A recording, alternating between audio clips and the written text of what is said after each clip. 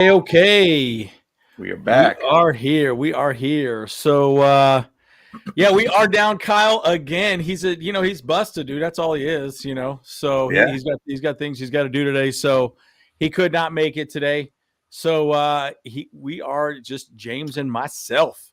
Once again. Yeah, no. So also guys, we have kind of a shorter video today, but we want to talk about what's going on with the Chargers. There's some interesting things going on and plenty to talk about. I mean, it's off season's kind of boring. It's kind of boring, not super exciting, right? But but look, it's good stuff, right? I think our team's going to be good. And you know what? Little tidbit: we might actually be on another podcast talking about the AFC West. So maybe James and I might give you a little tease at the end of the video, talking a little bit about that. So could be happening. We're expanding our podcast horizons. Could be very interesting. So plenty to talk about, guys. Yeah, we got a lot to talk about here too, guys. So once again, we're excited about just chatting about just a lot of. I feel like this is a hodgepodge show, in my opinion. Yeah. So there's a lot of little things that we're just going to chat about here. So let's just go ahead and jump into it. Okay, Bo. Let's get into it. Bo Bros, let's go. Pyramid, man. You watching the Bo Bros podcast. Stay tuned. Charter blue dreams, stadium lights gleam. Bo Bros on the beat, lead stream. Chargers rocket speeds, Sonic supreme. From the podcast to the field, we're a team. Charged up, Bo Bros on the night. LA Thunder in electric delight. Bullets in the battle, sparking bright. Charged up, ride the lightning, feel the fright.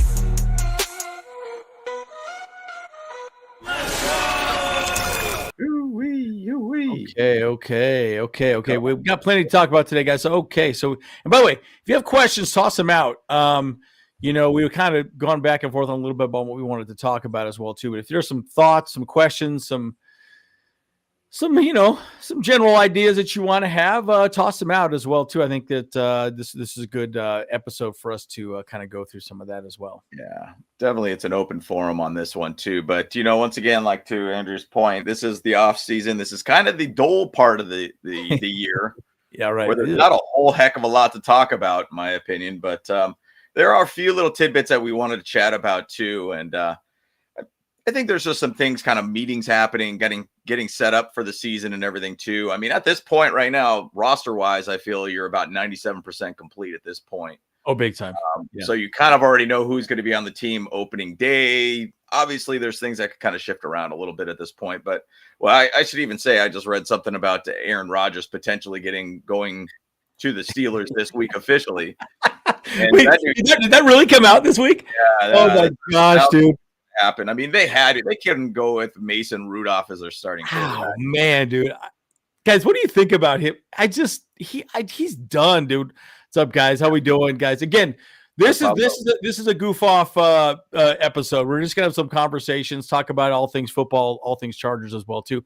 But that is hilarious. Aaron Rodgers going to the I don't know, man. Yeah, they had to, man. They had to. I mean, you got to even think a little bit about conversation with the Saints too. I mean, they kind of need something over there too. Yeah. Basically, Derek Carr retiring, and I even read something that he was actually even kind of fielding calls for other teams to see if they wanted him to play on those teams. So I think, once again, I think an athlete, when he's been in the sport for so long, he does not want to walk away from the sport ever. He feels like his mind could do anything and everything still, but his body's telling him a different story. So, isn't it the truth though, man? Like, I feel like I'm still young. And then every once in a while, my body reminds me, no, you are not young anymore, sir. and humbles you pretty damn quick. So 100%. I feel like anytime I'm going out and playing pickleball versus 20-year-olds, I'm like, holy smokes, it's a different world, dude. The reaction times are way different. But bottom line, we're excited about the season and when it's coming up here. And once again, this is kind of the boring time of the off season right now. But I thought this was kind of a cool event that the Bolt and the Chargers did for veterans and everything too, where they did kind of a murf challenge, and they had them like running around in the Bolt, not in the Bolt, I should say, on the field. And then they got involved with this murf challenge. So essentially 1 mile run, 100 pull-ups, 200 push-ups, 300 air squats, 1 mile run. So I looked at it and I was thinking, can I do that? I'm not sure about those pull-ups. Those pull-ups are pretty dang hard, dude. 100 pull-ups is tough. 200 push-ups, I could probably get it through it. 300 air squats, no problem. I got thick legs. It's all good. But 2-mile run, start to finish, I think I could make that happen, dude. I'd be down to try it out, see what's about. So, by the way, I've done the Murph challenge. It sucks. I don't like running. I hate running.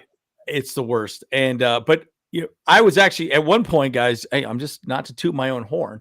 Every day I was doing 200 push-ups and about 200 air squats a day, and I was doing.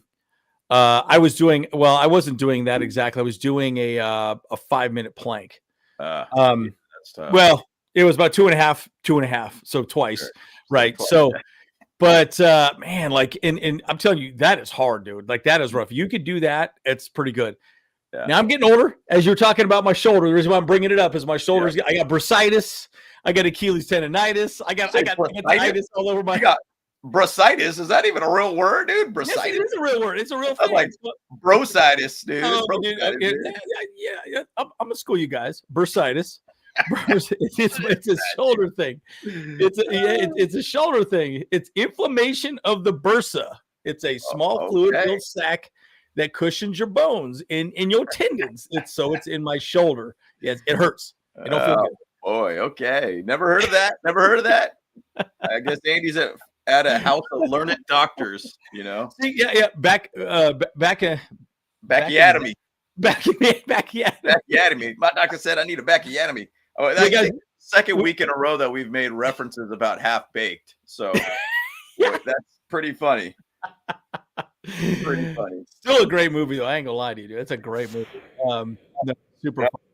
But it would be tough to be able to do this whole Murph challenge thing here too with a bad shoulder for dang sure, dude. But big time. Yeah. It would be fun to kind of walk around and do his thing. It's kind of funny. Mason Graham during the rookie minicamp, if you didn't see that, he like puked in minicamp and everything like that. People were like, yo, he ain't ready, dude. He ain't ready. Like he ain't ready. So when I saw this, I was thinking, oh man, would I be that dude that's like puking on the side over here, like running around doing all this stuff, dude? I don't know.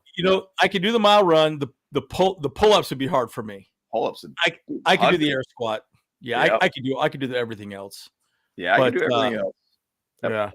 Pull-ups, maybe it's a shorter bar, dude, so you don't have to do as much, Oh, yeah, I'll do the jump up ones, or something. I don't know. Yeah, whole body kind of like lift off, doing the wiggle worm, dude, kind of thing.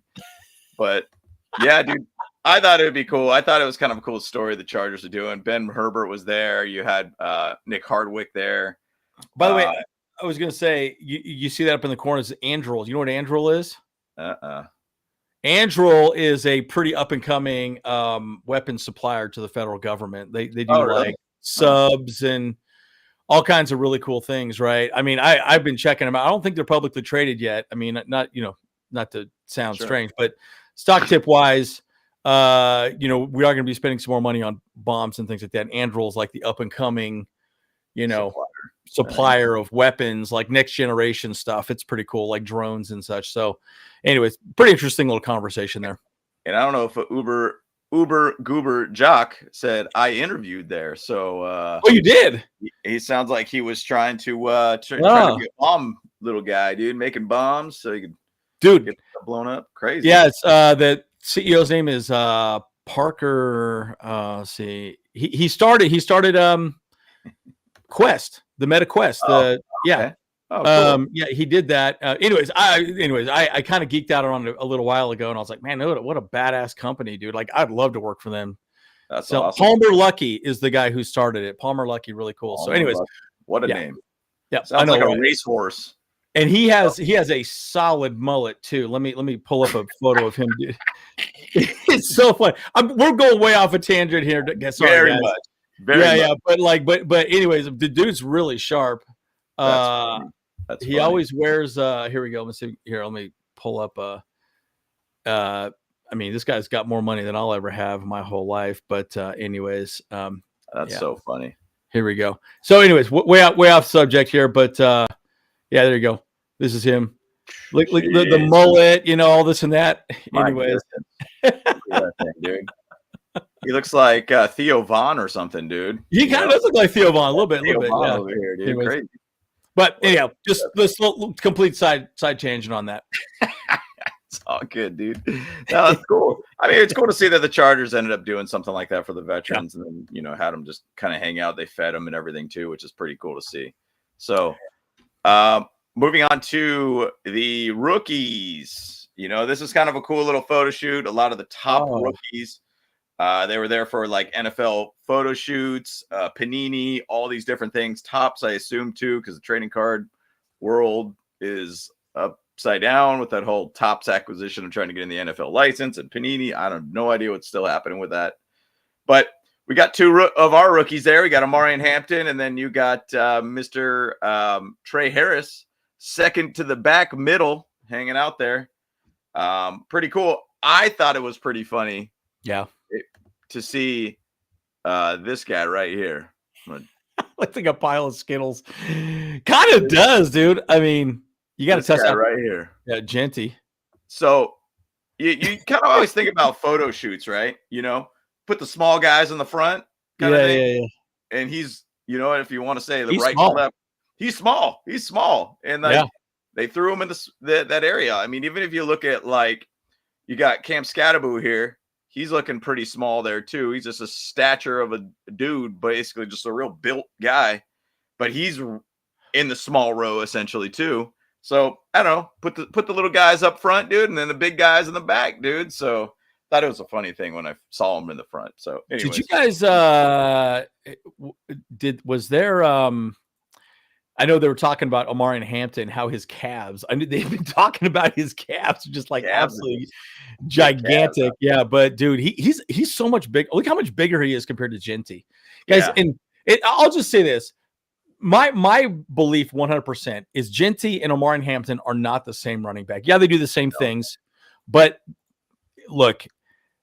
This is a tough sport. Look at Najee Harris, big dude. Yep. Look at Omarion Hampton, very big dude, right? These are big guys that their bodies can take more punishment. That's a good word to describe it, right? Yep. It's a violent sport. And I'll tell you, guys, the more I look at what we drafted big freaking bodies. I think bottom line, they say, you know what, we could coach them up to do whatever we need them to do. We want big guys that can take some abuse. And anyhow, pretty interesting. Yeah, and I think that's really what the whole idea of every player they drafted, even undrafted guys too. Like, I mean, you even look at Rondé Gadsden at 6'5". He's a big dude too, all of a sudden too. And so you really want a lot of size. And I think for them, they just want to make sure they could play that bully ball if they want to. So Uber, is that for real, dude? What is that talking about? Now, see, this is how rumors get made, guys. You know what I mean? You just throw random comments out there, Yeah, just throw it out there and see where it goes. That is too funny. I've never heard anything about that. So yeah. He had a glove in his waistband. Oh, okay. Oh, that's so funny. Too funny. Okay, I was like, his helmet down at his crotch. Okay. Oh, that's funny. Too funny. That's hilarious. But you gotta love seeing these players out there doing their things and everything too. I always think as a trading cards and picking up cards and everything, which one of these guys is going to be the hot names that you're going to go after? That's going to be that, that Jaden Daniels kind of guy. Yeah. Who's going to be that guy, this upcoming season? So I'm excited to be able to see these players out on the field though too. It's pretty cool to see. Well, it's awesome, to see their dreams come true, right? And clearly they're getting the limelight, and it's exciting to see. I mean, James and I, we collect a lot of cards. I don't collect them as often as I used to, but it's always fun collecting some cards. Having a good time. But you got way in the back. I was wondering if that's what. My God! Wow, way in the bag, dude. He's and once again, I mean, his name's going to be hot, like in the trading card market type of thing. He's still going to be hot. Man. Yeah. Dude, he's such a bust. I don't know. I don't see it. Well, every time you keep hearing more about him, you're like, yeah, his attitude was really what got him in his problem or into this fifth round selection. For sure. But now they got a cog of 5 quarterbacks at the Browns, so it's like, what is going on over there, dude? So, interesting stuff to see, but really cool. these are mostly just the offensive players, right? So yeah, and QBs, right? Yeah. Actually, there's some. Yeah, because I know some people like chose some. Yeah, these are all the offensive players. Yeah, because you got the Will Howard right there for the Steelers. He's pretty big, dude. He's a pretty big dude, man. Good. Dude, yeah, he's big. Who's 6? That guy looks giant in the middle there for the Saints. Oh, that's the quarterback they got. No, the guy from Louisville, Jake Slaw or whatever. Oh yeah, Tyler Slaw or Coleslaw. I don't know what it was funny. So funny story about that guy. So I have a good friend that's a Steelers fan. I said, dude, you guys are going to scoop him up. And he didn't fall very far, and the Saints picked him up. I think the Saints might just go with him. I think he was a 5-year player in Kyle, or maybe 5 or 6 year player. Either way, he'd been playing a lot. A lot of people liked him. He was a pure passer. So I think a lot of people really liked what they saw in him. He just wasn't again, why do people fall? It's because they're not a completely finished product, right? Yep. You want to find the most finished product out there, and you slip because you're not, or you're like a gadget player. Like Omarion Hampton is a great example. We drafted him, guys. He's like a slot tight end, right? That's not really a normal position for most people to play. So all his snaps were kind of like, well, we don't need that. We need a blocking tight end in our offense, right? So anyways, that's partially why people slip the way they do. Yep. No, most definitely. I mean, yeah, it's a perfect example of what happened with Shadur Sanders. I mean, attitude was a big difference. I mean, specific fits to what the system needs. I mean, Rondé Gadsden is going to be one of those guys. It's going to be essentially there's a pretty thick situation with the tight end room, but our guy last year that we had, oh my gosh, I always forget his name, but he's on the Jets now, tight end for the Jets, who was with us last year. But anyways, he's essentially going to be that guy where he could go out there and make those critical catches. I think more or less a lot more in the slot type of situation. Stone Smart last year. Stone Smart, yeah. And I wish we kind of kept Stone Smart, but at the same side, it'd be interesting to see where Gadsden goes. I mean, pedigree player. His dad played in the NFL too. Yeah, so, I like him. Yeah. Stone Smart's good, but I think Pablo's asking the question: if you only won one away game this year, which one would you go to? Actually, I've been talking a little bit about the Tennessee game being one because I have a brother-in-law out there, and that'd be cool to be able to go out there and hang out with a nephew out there and everything too and such. So I've been talking about the Tennessee game being an idea. We talked about even after the schedule was released, he'd go to the Vegas game on week 2. That would be really good too. So week 2 has been a lot of talks because it would be really cool to see a lot of Chargers fans showing up there for that one, coming back after Brazil. So, yeah. Well, no, Hurst is no longer with us. He got let go. Yep. That hit he took in the preseason was brutal, dude. You remember that hit that he took? Yep. It like destroyed his hip, and I think he might be done. I don't know. Yeah. I mean, it's such a sad situation. I think he had a lot of ability, but unfortunately, hey Pappy, how we doing? Happy birthday again, by the way, Pappy. So, no, I was going to say something else about that. I think the thing about Omarion Hampton is that his upside was a lot higher than Stone Smart. I think Stone Smart was good, but Hampton is a little more explosive, and he's younger. I think one of the things you'll see with the Chargers, they're going to continue to let these 1 or 2 year player guys walk so you can get comp picks, more picks. I think they want 10 picks a year if they can. Yep. And then you're just constantly just cycling through players. And I think their coaching staff is good enough, and they're going to do a great job. So it'll be good. Yeah, I'm looking forward to seeing Rondé Gadsden do his thing. I think you keep calling him Omarion Gadsden. Rondé Gadsden. Rondé Gadsden, yeah. Omarion Gadsden and Rondé Gadsden. We got an Omarion and an Rondé. So close enough. But yeah, I'm looking forward to be able to see these guys out in the field though too. It's going to be exciting to be able to see. Man, the season's honestly not that far away now, guys. We're mid-May. It's crazy. It's crazy to see that. So I mean, once again, the Chargers season starts earlier because we do have that 4th preseason game for the Hall of Fame game, end of July. So it's going to be exciting to see. So yeah. Yeah, and I'll keep getting some more shorts out as well too, guys. I did a little short for Omarion Hampton. Again, off season gets sort of boring, guys.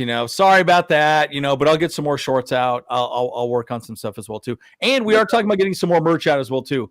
I know you guys have been asking for it. We want some new gear and stuff. So we're working on it right now. We got some good ideas. So we'll get some stuff out here. Yeah, and it's I mean, off season allows us to kind of develop new things and stuff too, and new partnerships and stuff, and we'll talk about that a little bit later on. But I thought it was kind of interesting. I was watching this game, Chargers game from 1999 against the Raiders, and Jim Harbaugh being the quarterback. And during the broadcast, they brought this up. I guess they asked Jim Harbaugh, and obviously 99 was, I want to say it might have been his second to last season, or it could have been his last season in the NFL as a quarterback. They said, "Hey, what are you going to do?" Second career choices at this point. He wanted to be a landscaper in Vegas, school board in Indy, NFL referee, a CBS announcer, and I think he ended up having a fifth idea and was coaching, because after he was done coaching or playing, he ended up coaching for the Raiders, and then eventually went to Stanford and all this stuff, and then history went from there. So I thought it was pretty funny when I saw that, but it was cool to be able to see that game at Qualcomm, the murf, whichever way you want to call it as, and it was a come from behind win for the Chargers too against the Raiders. I think it's so funny. A landscaper in Vegas, like, that's a terrible idea. That's a terrible idea. I don't know. That's number one. He said. Yeah. School board in Indy. Like, well, okay, why Indianapolis? Like, okay, I can understand referee and announcer. It makes sense, but these other two were just hilarious to me. Yeah, I don't know. It just cracks some of. You got to love Jim Harbaugh. And I think this is why people like him so much. He's just so funny and so interesting the way he just kind of says anything, Yeah. I don't know. I'm sure he was just toying with them. Like, I'll just throw out some random. He probably was. That's interesting. Dude, he's playing chestnut checkers, That's what he's doing. Yeah. No, it's going to be good stuff. Yeah, but pretty good. I thought it was cool, but I threw it. I think on the post when I put it on our YouTube page, I put in a link to the game. So if you guys wanted to watch it, I was just jonesing to watch a football game, and I was like, I'll throw this one on. Why not? Just super random. It popped up on YouTube, and I was like, oh, it's cool to watch. So need some football in my life. Here you go. So hey, you got the what's that little baby league out there? The UFL or the Arena Football League? Yeah. No, it's not arena, is it? So what's it called? Like that. It's something like, and they're just their team practices like right near my house. Oh, they do? My house. Yeah, the Radlers, Arizona Radlers. Oh, you should go check it out one of these days. Yeah. It's funny. It's where I play pickleball, so it's like that same facility. If you just go to the left, it's like right there. And I play pickleball going to the right. So it's pretty crazy. UFL, that's right. Yeah, UFL. That's right. Yeah, it's interesting. You could definitely tell they don't block as well. They don't run routes as well. Yeah. They don't throw the ball as well. It's just the level is dropped. But and I did look into that too, because I was like, oh, hey, if they're playing, say, on this side of let's say the Phoenix Suns Stadium in downtown Phoenix, I was like, oh yeah, totally, I'd go to that. No, they play all the way out in Glendale, over where like the Cardinals play at, and I was like, oh my gosh, I don't want to drive all the way out there for that. If it was closer, totally would have done that. But whatever. I mean, I could maybe go to it. I'm sure you could probably get $5 tickets, and they'll give you a free T-shirt for showing up. Probably. Here's a bobblehead. Cool. Yeah. So, but either way, that would have been pretty fun. But kind of going on to some of the schedule release videos, and I thought this one was hilarious. If you guys watched, say, the Nickelodeon broadcast for the Houston Texans game, so this little character, and I cannot remember the name to save my life, but during the Nickelodeon broadcast, and this is the Colts schedule release video, which got pulled down because it was kind of a controversial from the get-go with the Miami game. But I'll tell you the story about this. This is the little thing that ate Jim Harbaugh in the broadcast for the Texans playoff game. And from that point, that's where the game just unraveled and we ended up losing. So the Colts essentially were kind of like trolling us on what happened during that broadcast in their schedule release video, which was pretty hilarious to see. So that's funny. I thought it was pretty good. So, but interesting thing about their schedule release, they did a Minecraft one just like us, kind of a little bit different on how they did it. They still obviously burn teams and such like this, but it got pulled down because the first game against Miami, they showed Tyreek Hill getting arrested by those cops in week 1 that happened last season. And they said it was controversial and they got all kind of like mad about that. And so they ended up pulling down their schedule release video. And I don't know what they ended up doing, if they, I don't recreated it or anything like that. But I thought that was pretty funny. But the reason why they got to pull down is because they showed Tyreek Hill getting arrested as a Minecraft character. Oh, that is so funny. It made me laugh. It's funny because I knew that I didn't watch theirs, but that's hilarious. That's so funny, dude. Yeah. I thought the Adam Scheffler and the fighting thing was pretty funny. And then man, our schedule release was just classic. That's so classic. Everybody loved it. I mean, it was like gotten rave reviews all throughout the league and everything too. I went through a lot of the other schedule release videos. There were some pretty good ones out there. Dave Portnoy doing the schedule announcement with the Patriots was kind of interesting. He just went in there just off the cuff talking about each game. Basically, he said the team's going to go 17-0, which is obviously what he's always would think as a fan. And he thinks that every single season. But there's some really, really good schedule release videos, but I can't go wrong with the Chargers. So the Colts also got a copyright infringement. That's so huge, man. James and I are both in tech sales, so like that is a big conversation, man. You got to cross the T, dot the I's, and mind your P's and Q's, because you get in trouble quick, especially on YouTube, man. Yeah, that's one thing about you guys. That's why we didn't show it, because I'll tell you right now, you show it, you get in real trouble. You can kind of do it there's different ways of doing it afterwards, but yeah, anyways. Well, what's funny about the Colts and not having the copyright or the ability to do that, you would think you'd probably go to Microsoft and say, hey, look, I want to do this. Yeah. Get the rights to do it. And then we could go with that direction. And they just never did that. That is pretty ridiculous. Well, that's dumb. Cause clearly they did all the work for no reason. Cause they're going to get clapped, right? You're just going to get slapped. They didn't do their homework, right? Amateur hour, dude. Freaking amateurs, man. Yeah. Come on, dude. What are we doing here? What are we doing? What are we doing? It's ridiculous. It's ridiculous. But one thing that they had also in our video is this, and people keep talking about this helmet right here. Is this the alternate helmet the Chargers will be wearing it this season? We will see. Now, last year, they also did kind of show a full Navy kind of the 2000s kind of era Navy helmet.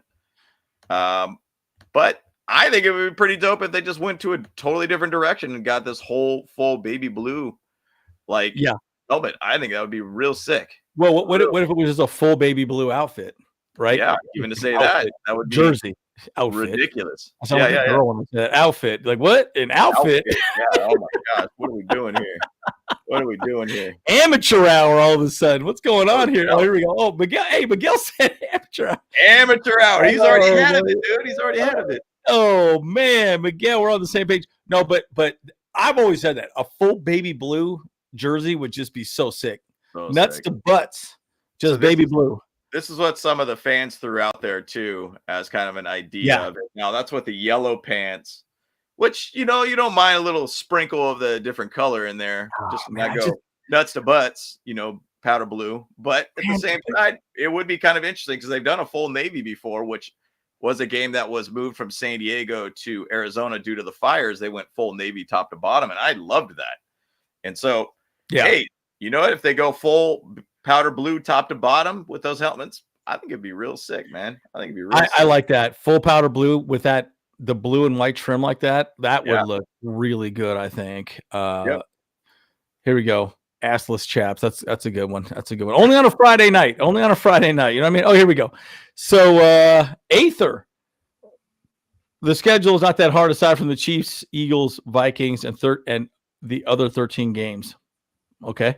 I have the Bolts going 11-2 finish, 14-4. I do not care. Let's go. Man, that'd be amazing. I do not care. But wait, how would you go going? No. He says 14-3. Okay.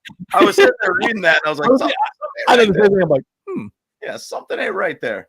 Well, I mean, 14-3 would take the division, and we'll talk a little bit more about the schedule in a sense later on too. But the big thing about the schedule, if you want to win the division, week 1 is where the division can. It's going to be huge. It's going to be like huge. That one game against the Chiefs could really decide if we have a shot at the division at that point. Like if we don't win that, I know it's a long season, but I mean, it's going to get a little tough after that. So, but you got to beat the Chiefs. You got to beat the best to be the best, right? And that's what you got to do. So if you want to be on top, I think you got to beat the Chiefs. That's how it works. So well, it would be incredible. That would be a massive, massive season for the Chargers. And the Chiefs kind of start out slow, right? Last year, they just got lucky. I felt like they got lucky all season. I don't know what it was, dude. It was like maybe even a blade of grass that they could have lost that game. Every time. And I'm like, come on, dude. You know? That was that Ouija board. That's why they put the Ouija board in the freaking schedule release video, dude. They're freaking casting some evil spirits out there, dude. Crazy. Yeah. Casting so good. Oh my gosh. Yeah. So you got some more here as well too. Actually, let's go back to this. I mean, look, but let's show this one more time. I would want the blue pants, not the yellow pants, though. That's my thing. Yep. Right. So what do you guys think in the chat? Do you like the yellow pants? I would just go blue, blue, blue, all blue. Right. Be really unique. I don't think I've ever seen them do that. I mean, I could even. Yeah, I mean, it would be super, super unique if they end up going that direction. And hey, and honestly, remember too, 2 years from now, they also are going to have the rivalries jerseys too. So they can do a lot of different crazier things in that. And I'm interested to see, this is the first year they're doing the rivalries jerseys. So it would be interesting to see if they end up doing something, maybe just like a full powder blue top to bottom, and then they kind of adjust the bolts and make it look different or whatnot. I don't know. I mean, it'd be interesting to see what they do, but LOD, yeah, I think just having a little bit of like splash something else isn't bad. But then again, maybe I think North Carolina or UNC, is it UNC? Wait, yeah, UNC has basically a full powder blue top to bottom jersey. Yeah, they do. At all. Baby blue is such a great color, though, man. You know, it's so funny. In my softball league on Friday, everyone picked a baby blue jersey, which is hilarious. Ourselves included. We all had baby blue. I'm like, this is so weird. All baby blue jerseys this year. So, anyways, it is what it is. Crazy. Yeah, so you don't know who's who then. You know who's on what team now. Everybody's got the same colors. So funny. It was pretty funny. That would be pretty cool. So we'll see where it leads with that. But I mean, this is the year they can do their alternate helmets. So that'll be really awesome to see. So yeah. But that helmet's thick though. That baby blue white helmet like that looks pretty solid. Really good. Really good. So next week is the owners meeting for the NFL. Yes. So what they could do is talk about rules. They could talk about anything and everything that the owners want to talk about. And one of them is this one. This rumor kind of got thrown out. Second year in a row, the Chargers are selling stake into the team.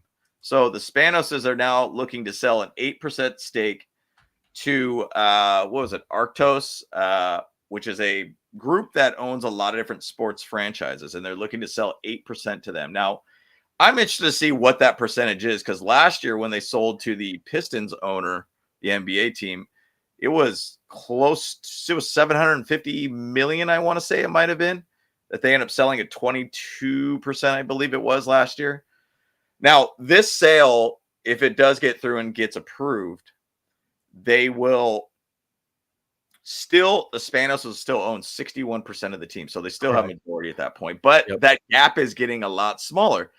I thought it would be really cool, and thinking if the Chargers were kind of like the Packers, and how the Packers, you could buy stock in the team, start selling these to the fans, like start selling it out like to the fans, so the fans kind of have a piece of the pie in a sense. I think that would be sick. That'd be so cool.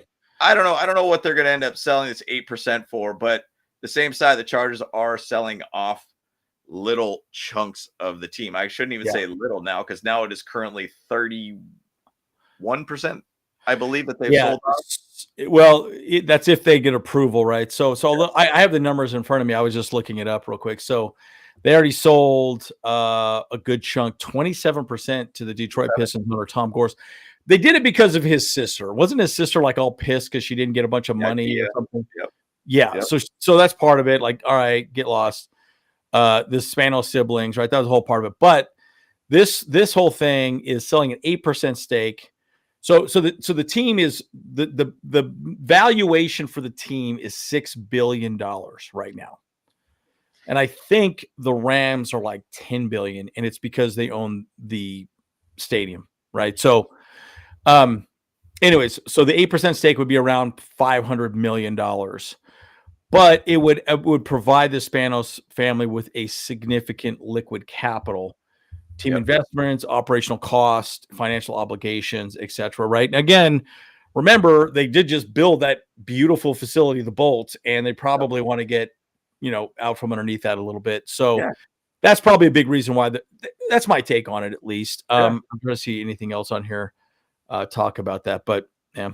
Yeah, and it totally makes sense. I mean, they're just trying to basically get cash positive possibly at this point too. Now, I'm not saying it's a broke franchise by any means. But at the same side, I think they're just trying to basically possibly even get a couple of different minds out there too, just to be able to add to the team. Now, once again, the Spanoses have full control still at this point. They could do anything and everything at this point. So they can totally do it. And yeah, and Steve Ballmer's kind of one of the guys that I've heard quite a bit too. Obviously, he's got a stadium next door with the Clippers to SoFi. I mean, his dude is super, super rich. I mean, that would be a pretty interesting conversion for the Chargers, which both have the same acronyms of LAC, and own both of them. That would be pretty interesting to see. But bottom line, I think they're just trying to diversify a little bit of their ownership too. They're trying to just basically get little chunks of money too. I think, and in the comments from the post that I put on YouTube, somebody said, "Hey, look, Spanos is just trying to win a Super Bowl, and not necessarily because creating cash, but to also make the value go even higher. And if they end up wanting to truly sell off the team, they could basically, sell it when it's at its high level and potentially get the most amount of money. And I want to say that there's a chance that they can sell off the team. I want to say it's in the next couple of years. And for some reason, 2026 comes to mind if they wanted to sell off the team. So who knows? Yeah. I can't remember what I was reading on that. They can sell. Okay, hold on. They don't currently, if they do sell, they own 61% of the team. But we have the, what do we pay? Like $10 a year for that stadium? I think it's like $1 a year, dude. It's $1. It's like super cheap, but I think it's like a 10-year contract. Yeah. So anyways, so there's a lot that is required for them to sell the team. But to your point, I think that the team is worth more now that it's in LA than it was in San Diego. So you can make the argument all day. That's why they moved it. It's probably really why they moved it. Yeah. Good point here, Miguel. Spanos is doing more than he did in San Diego. And I think here's the business side of the NFL. Unfortunately, they make some decisions like this because now they're in a bigger market. The team is worth more money. If he wins a Super Bowl, he could sell and he would make top dollar and walk away. Yep. I don't know that happens because John Spanos, I think, is the guy taking over. I mean, I don't think Dean is doing anything at this point. It's that, well, he's the owner, but John is the one pretty much doing everything. So as we saw through the draft, he was very, very involved in the draft. So it's going to be interesting to see. I mean, it could be one of those things that I think a lot of the San Diego Charger fans really would appreciate seeing, to where they might jump on board. How many times we've talked to player or fans or ex-fans of the Chargers, they're like, get rid of Dean Spanos and I'll become a fan again, kind of thing. Yeah. Or get rid of the Spanos family or whatnot. Like, I mean, it's funny. I had a conversation yesterday about that with somebody, and was I mad that they left San Diego? Yeah, I don't like them to leave San Diego, but at the same side, like, they tried for 12 years to try to get something rolling. 100%. Now, sure, 100%. There was a give and take that, the Spanoses did not, give what they were needing to be able to build a stadium. But at the same side, look, it worked out. Make a business move to go to LA, get to the second biggest NFL market, and you get a fantastic stadium. So it worked out in the end. So it did. It worked out. Yeah, and unfortunately, guys, again, that's the business side of football, right? I mean, like a good example, a person we don't have a slide for, but Zion Johnson, we didn't pick up his 5th-year contract. Yep. And Joe Ortiz talked quite a bit about that, and he said, "Look, that's the business side of football. At the end of the day, you can't keep everybody."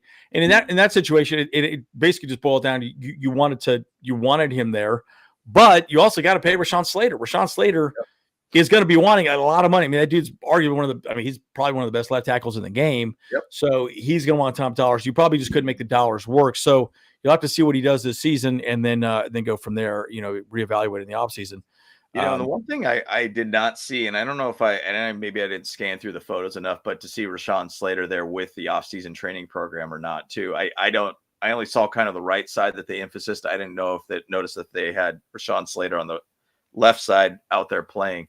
I want to say some of the articles, they did not talk about Rashawn Slater being there in the offseason training camps so far. So we hope that he's going to get signed here sooner than later. You want him to be there. Yeah, you definitely do. And again, I only bring it up because I really do think at the end of the day, it's one of those things where, look, you need to get him there. Zion hasn't quite been what we expected him to be. He was arguably the worst offensive lineman last year.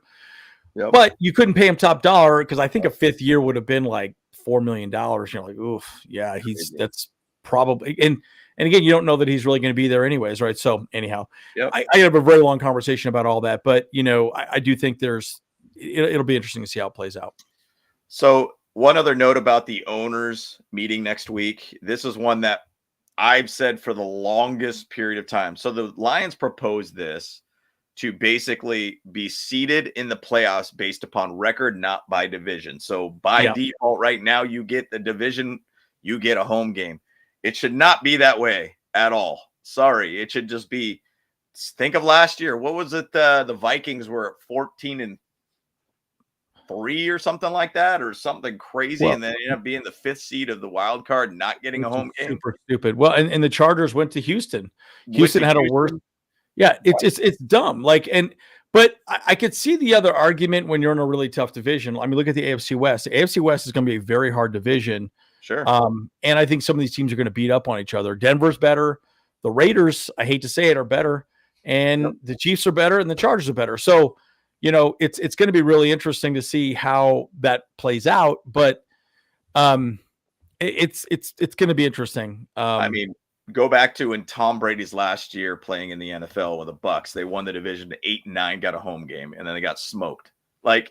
That should not happen. That should not happen. An 8-9 division winning team getting a home game. It's just ridiculous. I think it should go more from top record to down. That's what it is. It's seeded at that point. I think that would even kind of make it a little bit more fun for the playoffs to add some more excitement to it. I think that would be a great move, but we'll see. I mean, yes, if you end up having the top, 10-6 record or whatever in the division, but you'd get, the 5th seed or even the 4th seed, if per se, you could have a home game too. It becomes those top 4 seeds essentially become a lot more important at that point, which I think versus just give it to them when they win a division. So I think it would be a great move. Yep. Actually, I can't remember. There was another rule change I wanted to talk about too. Proposed for 2025. What is your guys' thoughts also on this rule change for the division winners don't just get an automatic home game? I think it would be great. It would have been great to be able to be at SoFi versus basically out in Houston. Now, I'll say it was real fun to be out in Houston, to be able to be at that stadium and everything too. But at the same side, it would have been nice to be able to have that one in SoFi, and a lot of our fans would have showed up, and it would have been awesome. Yeah, we almost should have done a video on this too. There's some interesting rule changes. Yeah, there's a ton. Tush push is one that I think people have talked about. Yeah, they talked about that.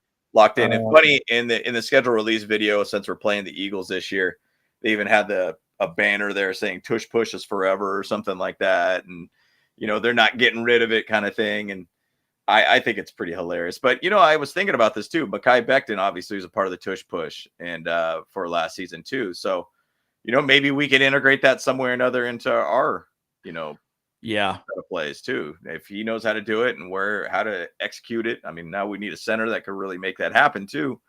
But who knows? Who knows? So basically, yeah. So right now the tush push, that's proposed by Green Bay, and Jim Harbaugh supports banning it, which I think makes sense.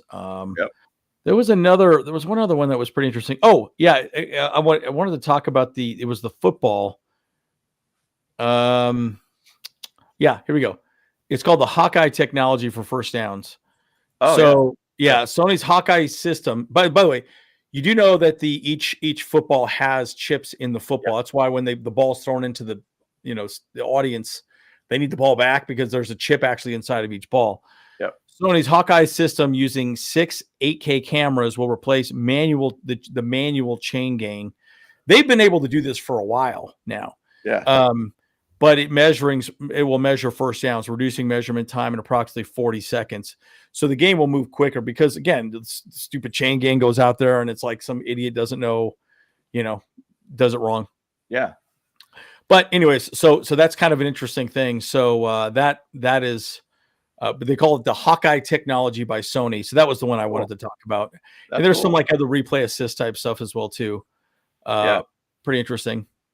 Yeah, it'll be interesting to see. I always kind of like watching those things because it sets up kind of what the season's going to have and new adjustments and changes. I mean, even say the kickoff rule last year got approved in the ownership meetings of last year. So, it's fun. I think it's fun. They're just trying to adjust the actual league further to make it more entertaining for all of us. So we'll see. We'll see where that ends up rolling. Yeah, I like it. Yep. So Colin Cowherd talked a little bit about the best in the West and talked about Chiefs, Chargers, kind of like basically saying these are the two teams, not saying that Broncos will be a slouch by any means. I think they would be a very good team this year too. But one thing Colin Cowherd said, he's like, the Chargers got better everywhere and they got better and more deeper all around. And he really feels that the Chargers are going to win the division this year. Now, I want to say he said that last year. Maybe he's probably said that last year. And I mean, to be honest, I'm sure we've kind of felt that same way too. But yeah, I do think really what he was bringing up was the history of Jim Harbaugh in year 2. Yep. And that's like the big leap generally for this team. And even to say if he's in the chat still, hey, he's saying Super Bowl, going to San Francisco. That's what's going to happen this year kind of thing. And, this is a big, very, very difficult schedule in a lot of different ways. I mean, there is an absolute gauntlet after the bye week at that point of teams that are just going to be big hitters, playoff type, contender type teams. I mean, 4 of the 6 games there on that screen are guys from the playoffs last year. Yep. So now 2024 is different than 2025, but bottom line, Colin Cowherd says, hey, look, he feels very much like the Chargers could win this division. And I think it all starts at week 1. And I'm not saying that just because it's the game of the year, but that's where it starts. It does. You got to beat the Chiefs. You got to beat them. Well, it'd be nice if we go 3-0. That'd be so sick. If we go 3-0 at the very beginning, and then the other 3 teams are just fighting it out amongst themselves, Yep. Look, I just think there's a lot to be said about that. But you want to be the best, you got to beat the best. At the end of the day, the Chargers need to get out there and prove it. I think they can. Where it's going to be interesting though is the good news for us, we have a very hard schedule, but the very hard games are at home. Yep. And you could also make the argument where we don't have a very good home field advantage. And I don't disagree with that, but I would say that, it's at least at home, right? So our easier games are on the road, which I like. So that is a good benefit for the Chargers moving forward. But again, you want to be the best, you got to beat the best. And look, this is going to be a tough schedule, man. It's going to be rough. But I think we'll be test. It's going to be rough, but once again, if we come out of there 3-0 after week 3, that's going to be massive. Now, the thing is, we got the game in Brazil. That's going to be a long trip there, a long trip back. It's a short trip to Vegas. That's at home against the Broncos, which we are hoping to be able to be at that game week 3 for SoFi home opener week 3. So that'd be killer from that point. But you come out of there 3-0, that's great. I personally think we might go 2-1 out of that. Now, I don't know which team will end up losing to, but the beautiful part of it is we're playing the Chiefs right from the get-go. Week 1, you hypothetically think everybody's going to be healthy at that point in time. You'll have your full strength of your team right out of the gates. Now, week 1 is such a crapshoot week because you never know what you're going to get with each team. Sometimes you're not fully conditioned, ready to go too at that point. So week 1 is kind of a crapshoot. Personally, I think the Chargers should probably play Justin Herbert for a series or 2 just in preseason, just to get his mind right and get his mind locked into it with like live action football. So what's your thoughts on that, guys? Should Justin Herbert get a couple reps in preseason? So I'm not a huge fan of him getting reps in preseason personally, but again, I say that largely because we already know what Justin Herbert's going to do, and he's getting plenty of reps in scrimmages and just practice. I really just don't believe that he needs any more reps personally. That's my opinion, but I can understand the argument of getting him some more reps. I think it's really going to boil down to pounding the rock, right? I do really truly believe if we can get our running game going the right direction, guys, like, because look, think of it last year, they stacked the box, right? We had no wide receivers. We had Ladd McConkey, right? QJ was okay at times, but they didn't have to respect the pass that often. They did with Ladd, but they pretty much just double teamed Ladd at the end of the season. Sure. The Texans triple teamed him at times. Yeah. So the argument is, well, if you can open up the box, you could get the running game going with heavier boxes, then we spread them out, 3 guys just running go routes. It's going to open up the deep threat ball, right? I'm just saying that it'll be a little more balanced. I think it could be pretty good. So we'll see how it goes. Just a quick observation, and I was thinking about it's going to correlate to the next slide that I'm going to show you. But I was thinking about to find a way to shrink up the amount of travel for this team versus going from one coast to another and everything too often. Essentially, they could only do that for the Chiefs and the Cowboys game, which is week 15, week 16, where there's an at type thing, and they're in the kind of same general zone. Now, the flight from KC to Dallas is not that far, but if you keep saying KC back to LA, LA back to Dallas, Dallas back to LA kind of thing, wonder if they end up doing that where they end up staying out there for a couple weeks just to kind of get their, lighten up their travel a little bit. And I'm sure that's probably going to be a temperature check thing with Jim Harbaugh, because they did that kind of last year where they stayed on the East Coast for a couple weeks due to a couple games and everything too. So I'm wondering if they're going to do that this year, because that's the only block of games that they could potentially do that at. So crazy. It's crazy. And why I'm saying that is because the Chargers are the most traveled team in the NFL, but 12,000 of those miles that are on that chart are just that Brazil game alone. So, which is kind of nuts. And it's crazy to see that the Bengals only travel 8,753 miles, and that being the least traveled team in the NFL. So it's pretty insane to look at that. Yeah, that's a little bit nuts. But the one thing I will say too is the NFL definitely wants to see these 2 LA teams do well. Clearly they want them to be, NFL Network is right in their backyard. And so they want those, they want the, Lombardi Trophy to go through LA as best they can. So, and I want to say in 20. Oh yeah. Look at that. Isn't that crazy? Look at crazy. That. The Rams. Exactly. They're number 2. And it's crazy. Next year, the Rams are going to go to Australia for the first game played in Australia. Wow. So, and it's crazy to me, there can be a Chargers-Rams game there too, because they do play against each other next year. So, which is pretty wild to see. So, but obviously a lot of West Coast teams travel a lot more to the East Coast and vice versa and everything too. Yeah. But because if you look at kind of like the right column, a lot of those are like West Coast or East Coast teams, and they have a much shorter routes and miles that they have to fly and everything too. But it is what it is. This is what you have to deal with now. These are a lot of younger kids that should be able to recover pretty quickly and everything too. But I think the NFL did a very good job of scheduling things out properly, so they're not going to get totally overwhelmed and, give them little gaps in time. Because essentially when you come back from Brazil, you got almost 10 days till your next game, because it's a Monday Night Football game versus the Raiders in Vegas. Short trip, easy to work with, but that's a lot of miles to deal with. That's a lot of being on the road this year in planes. Yeah, that's a lot. Yeah, but it is interesting seeing that the Chargers and the Rams are traveling the most. They're clearly trying to get those LA teams out in front of as many people as possible. Look,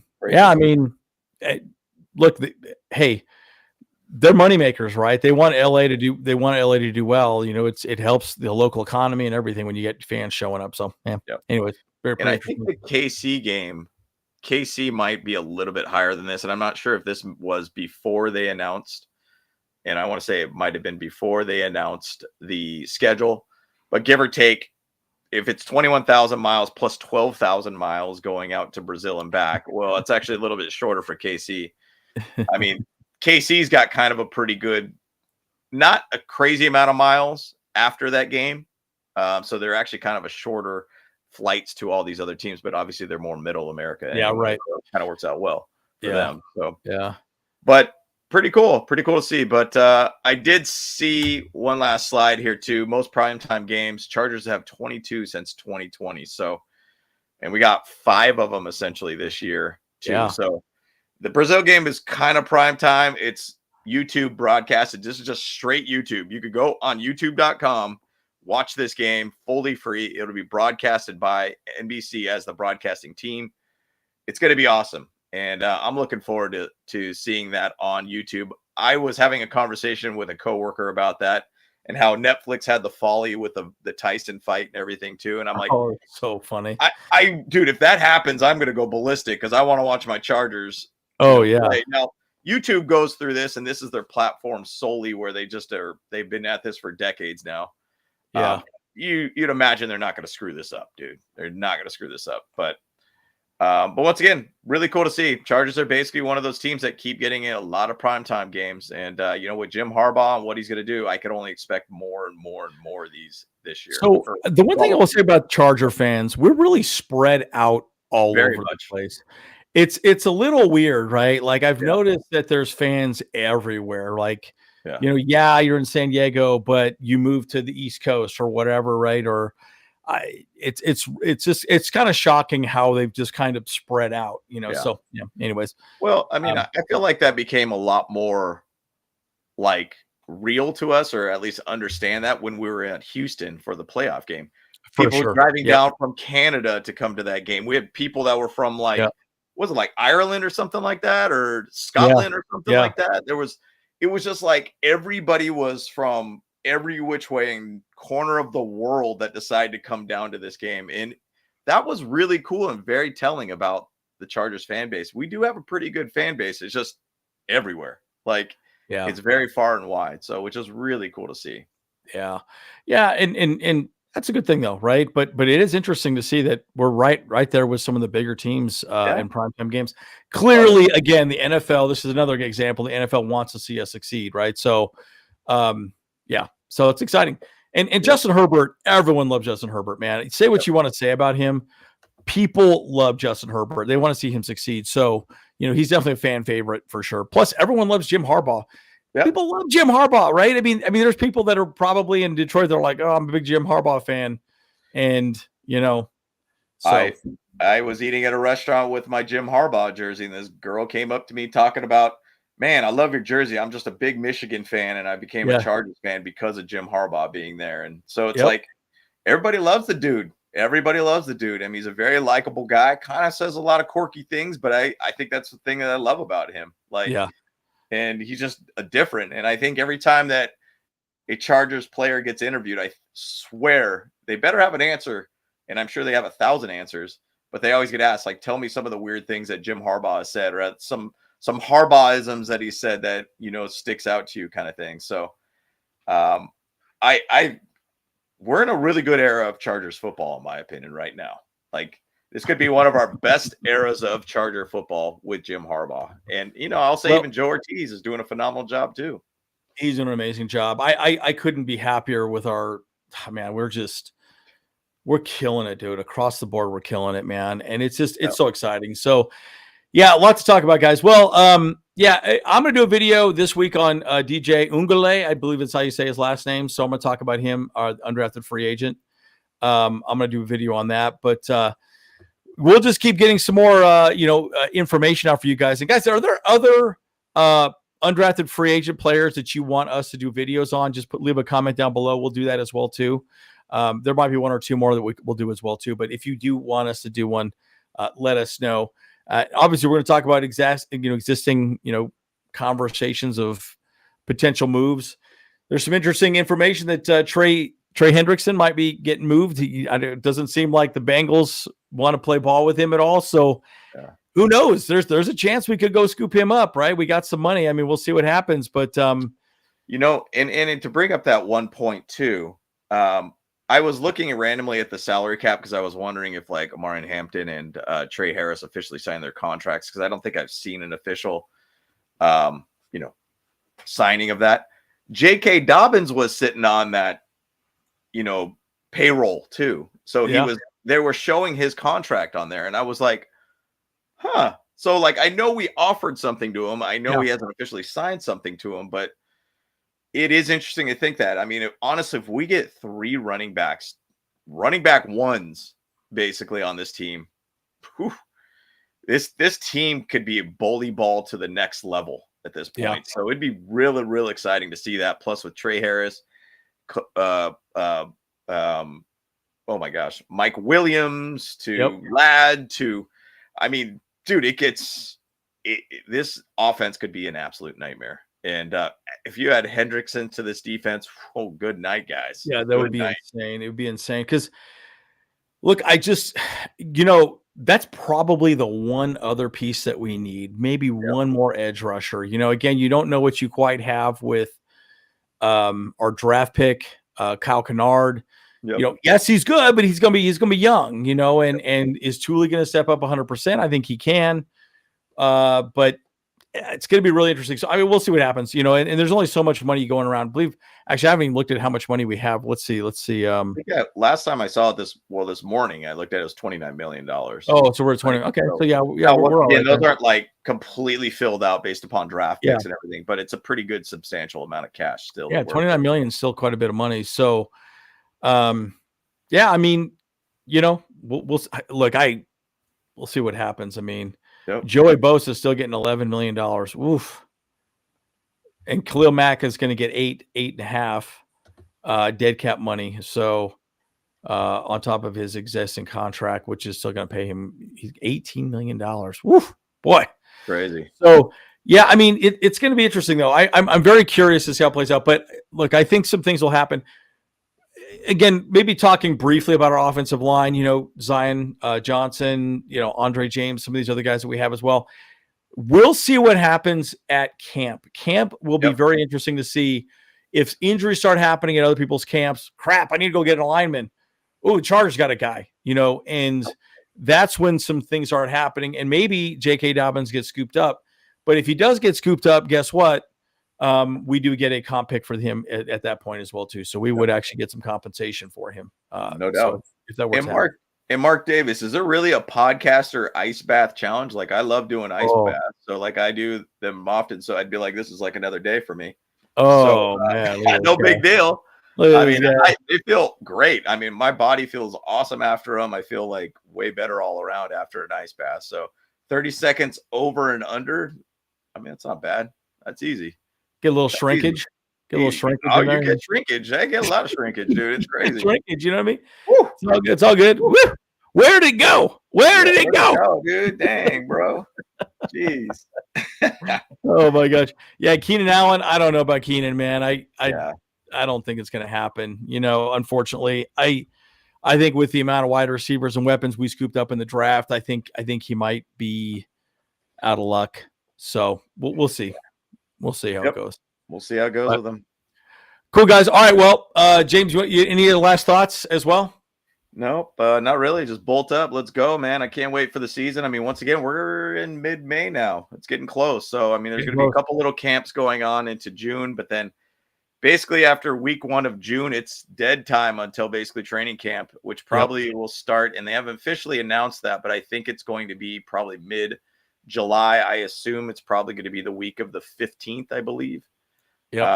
And I'm pretty sure it's going to be around that. So once again, we hope to be able to be there for opening weekend of training camp. So we'll see how that pans out. I know we have a family reunion that week too. So we'll see how it goes. Yeah, it's going to be interesting. Yep. All righty, guys. Well, we're the Bolt Bros. We will see you guys in the next one. All right, guys. Bolt Bros. Hey, Bolt Bros. Let's go. Hey, what's up? Cameron Dick here watching Bolt Bros podcast. Let's go. the night.